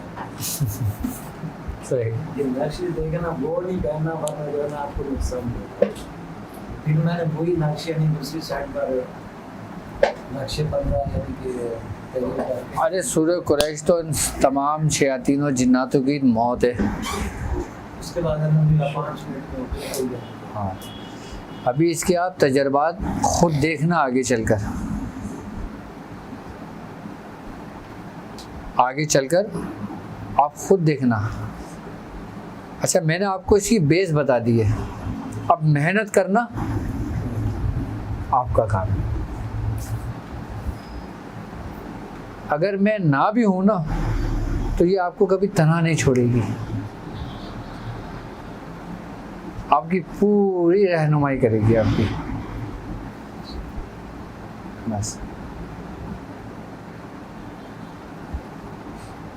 बुजुर्गों ने उसमें बड़ी बड़ी रियाजतें की हैं, बड़ी बड़ी मेहनतें की हैं सूरह कुरैश पर।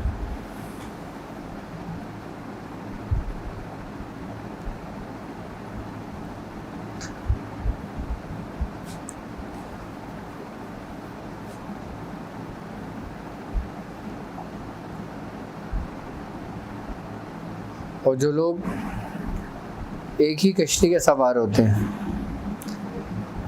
एक ही जगह घड़ा खोदते हैं, वो कामयाब हो जाते हैं।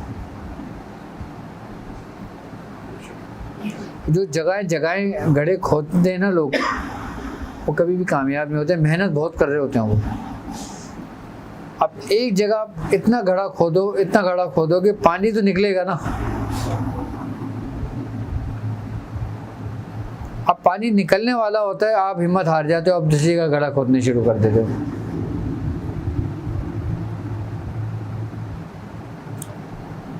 एक कश्ती के सवार होने का मतलब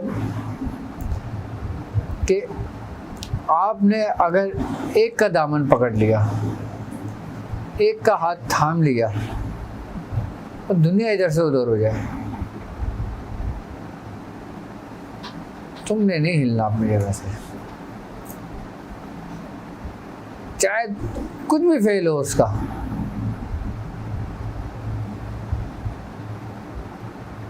क्योंकि उसके अपने जाती फेल से आपका कोई ताल्लुक नहीं है।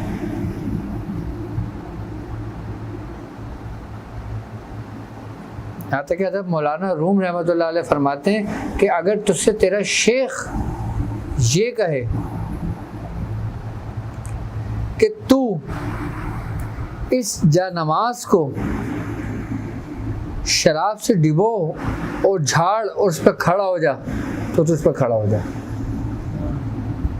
आप हिकायत रूमी के अंदर ये वाक़या लिखते हैं मौलाना रूम रहमतुल्लाह अलैह। आप फरमाते हैं कि जो तेरा शेख जानता है वो तू नहीं जानता।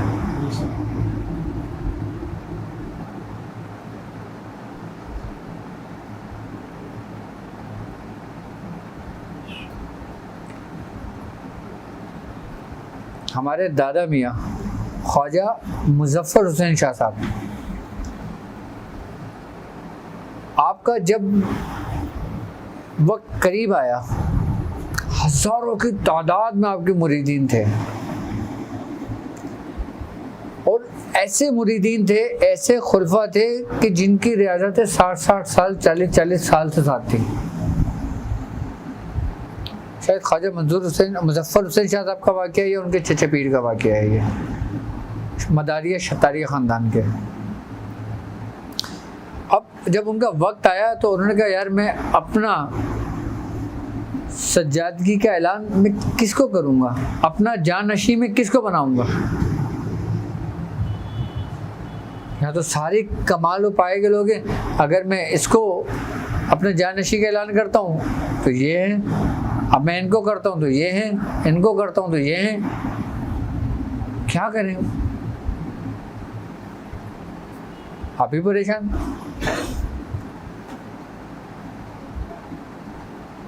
तो आपको निदा हुई कि इसका फैसला हम खुद करेंगे।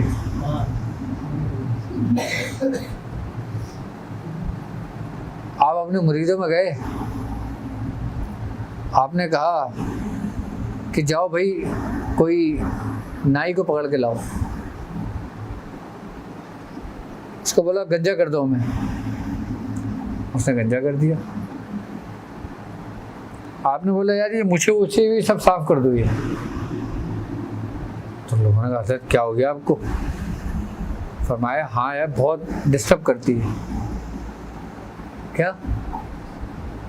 साफ कर दो उसको। नाई ने साफ कर दिया। आपने बोला हाँ अब मैं सही लग रहा हूँ। तो आधे लोगों ने सोचा कि हजरत अब इस उम्र में आके माज़अल्लाह बहक गए, भटक गए, आधे छट गए। बड़े बड़े जो अपने आप को सुल्फा समझते थे, जिनके दिल में कुछ था, जुबान पे कुछ था, छट गए, आधे बचे। आपने कहा आधे को भी अब क्या करूं मैं? आपने कहा अच्छा। आपने कहा यार चलो हमें जो ना किसी तवाइफ के घर ले चलो। क्या? लोगों ने कहा हजरत क्या हो गया, अब इतने भटक गए आप? आपने कहा चलो भाई वरना मैं जा रहा हूँ। आधे और छड़ गए। अब जब आप उससे तवाइफ के घर के करीब पहुंचे, आपने जो आपके बिल्कुल करीबी था उसको आपने बोला यार हमने सारी ज़िंदगी शराब का मज़ा नहीं लिया, चखा नहीं है कैसा होता है, जाओ आज शराब पियेंगे, हम शराब का मटका लेकर आओ। अब जब लोगों ने ये सुना, जो गिनती चुनती के बचे थे वो भी छड़ गए। एक था उसने कहा हुजूर मैं ले आऊं। आपने कहा तुझे अपने दीन नहीं बचाना? फरमाया हुजूर मेरा आपके सिवा कौन है, मैंने आपका हाथ थामा है, आप काफिर हुए तो मैं भी काफिर, आप मुसलमान थे तो मैं भी मुसलमान।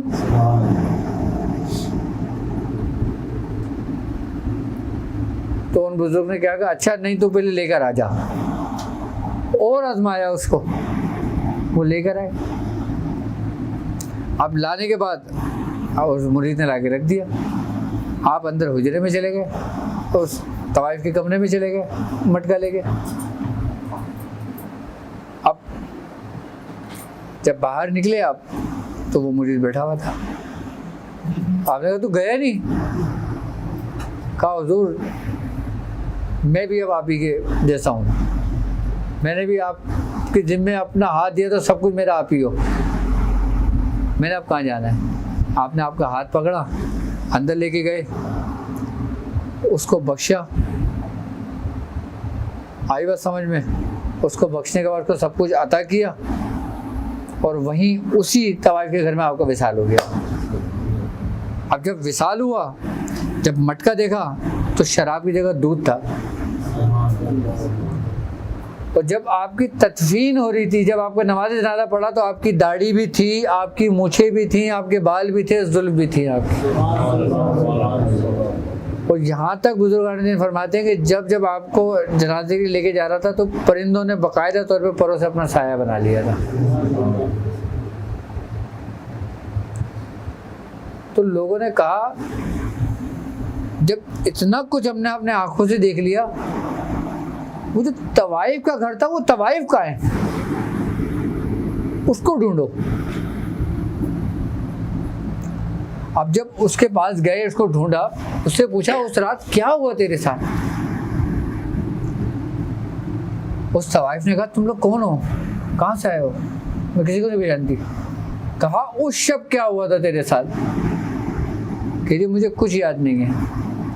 जब हजरत अंदर आए, इन्होंने मुझसे ये कहा कि तू 2 रकात नमाज वज़ू कर, 2 रकात नमाज नफिल पढ़ ले। कहती है कि मैं वज़ू करके 2 रकात नमाज नफिल पे चढ़ी कि मुझे होश नहीं था, और आज तक मुझे होश नहीं है। मुझे आज तक होश नहीं है।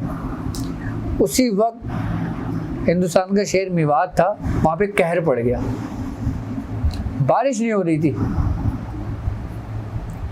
बड़े बड़े मस्जिदों में ऐलान करा दिए, बड़ी बड़ी नमाजें पढ़ ली। लोगों ने कहा अब अगर बारिश नहीं हुई ना तो ये समझ लेना फसलें तबाह बर्बाद हो जाएंगी और खाने के लिए कुछ भी नहीं है। तो कई एक मजदूर घूम रहा था वहाँ पे बाज़ार में, तो लोग परेशान थे। तो मजदूर ने उससे बोला कि क्या हो गया, क्यों परेशान हो तुम लोग? कहा हुजूर बारिश नहीं है। कहा वो फला जगह पे एक औरत है, उससे जाके दुआ कराओ, वो दुआ करेगी तो बारिश हो जाएगी। उसने कहा कौन औरत? कहा जाओ उस मौलवी साहब को, वो मौलवी साहब जानते हैं।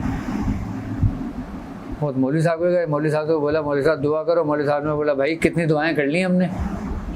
कहा फलां शख्स ने उस औरत है उसको, वो मौलवी साहब उनके मुरीद थे हजरत के, हमारे दादा के, उनको याद आ गया। उसने कहा वो मजदूर कोई तो था जिसने ये कहा। वो सारे उस औरत के पास पहुँचे, दरवाज़ा बजाया, उस औरत को कहा कि बारिश के लिए दुआ कर दें। वो कहा तुम बारिश की दुआ करने यहाँ पर आए हो? तुम्हें और कोई जगह नहीं मिली? कहा हमें नहीं पता। उसने कहा नहीं, वो मेरी नहीं मानेगा। क्या? वो मेरी नहीं मानेगा, उससे मेरा झगड़ा चल रहा है। तुम्हें यकीन नहीं आता ना, मैं तुम्हें दिखाती हूँ। वो अंदर गई, उसने अपना दुपट्टा उठाया, पानी में भिगोया, कड़कती हुई धूप थी। उसने कहा अच्छा इसको ना बरामदे में डाल दो बाहर रस्सी पर, जब ये सूख जाए ना तो मुझे ला के दे देना। अब वो उन्होंने दुपट्टा डाला, वो बादल आए जो गरजने शुरू हुए, जो गरजने शुरू हुए, बारिश ही बारिश, बारिश ही बारिश। तो उस औरत ने कहा देखा, मैंने कहती थी ये मेरा सूखने नहीं देगा। तो वो मामलात क्या थे, वो क्या सोहबतें थी,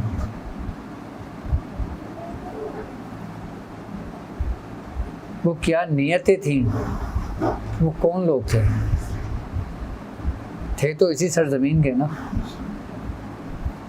लेकिन हाय अफसोस हमने उनके रास्ते को तर्क कर लिया। उनकी इब्तिदान ज़िंदगी, उनकी ज़िंदगी में हमारे मियां हुज़ूर फरमाते हैं कि 40 साल तक उन्होंने सूरज नहीं देखा था। 360 मरतबा रोज़ सूरह मुज़म्मिल शरीफ पढ़ते थे। और हमारे चचा मियाँ, चचा पीर हज़रत बाबा शाह जलाल, 3000 हदीसें उनको ज़बानी हिफ्ज़ थी, अरबी, हिंदी और उर्दू में 3000 हदीसें उनको ज़बानी हिफ्ज़ थी। कैसे कमाल के लोग होंगे।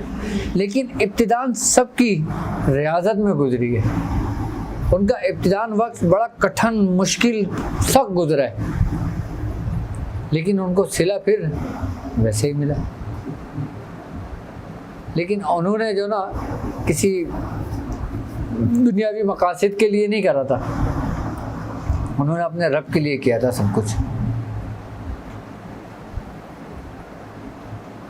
आप सब कुछ करो, आप किसी के ऐब को जाहिर ना करो।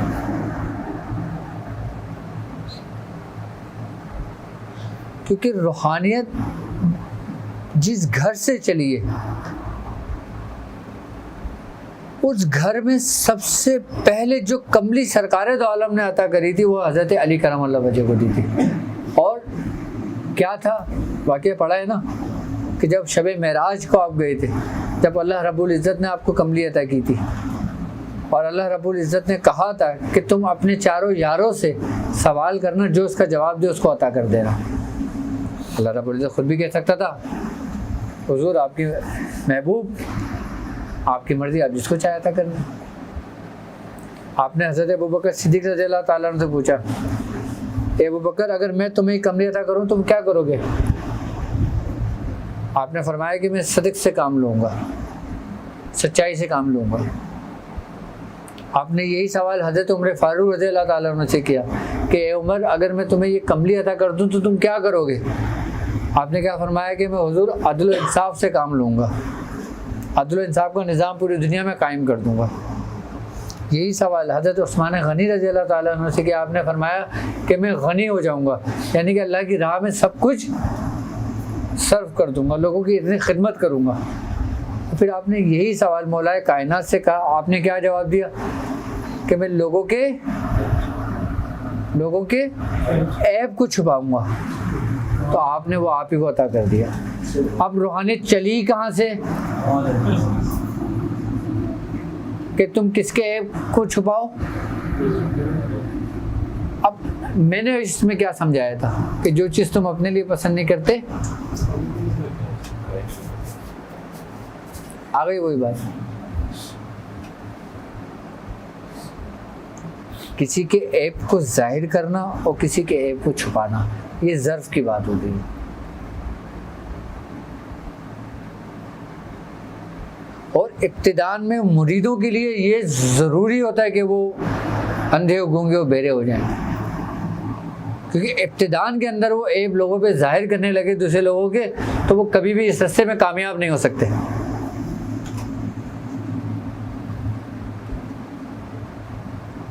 कभी भी कामयाब नहीं हो सकते। बाकी अल्लाह तबारक व तआला हमें महफूज रखे और अपने बुजुर्गों के रास्ते पर रखे।